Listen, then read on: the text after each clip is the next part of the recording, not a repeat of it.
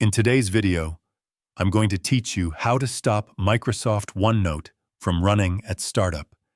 This is a useful skill to have, not only for OneNote, but for managing other programs that may automatically launch when your computer boots, which can slow down startup times or interfere with your workflow. To start, press and hold the Windows key on your keyboard, then press R. This opens the Run dialog box, a small utility that allows you to quickly launch different system tools and configurations.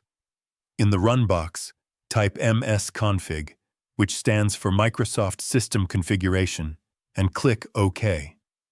This tool gives you control over which programs start with your computer and how your system behaves during boot. Once the System Configuration window opens, navigate to the Startup tab. Here, you will see a list of all programs that are set to launch when your computer starts. If the list appears narrow, you can expand it to see all details clearly. Look for Microsoft OneNote in this list. You'll notice the enable next to it, which indicates that OneNote is currently set to start automatically.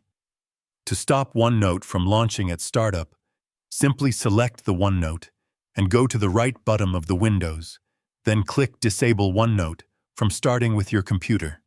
Once disabled, then click OK to close the System Configuration window.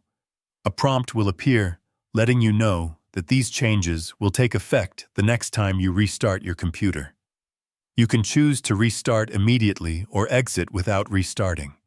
If you exit without restarting, the changes will apply the next time your computer boots. When you restart, OneNote will no longer open automatically, giving you a faster and cleaner startup experience.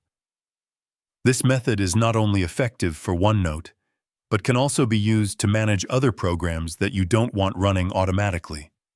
It's a simple way to optimize your computer's performance and reduce unnecessary background processes, and that's it. You now know how to prevent Microsoft OneNote from starting automatically when your computer boots. If you found this video helpful, let me know in the comments.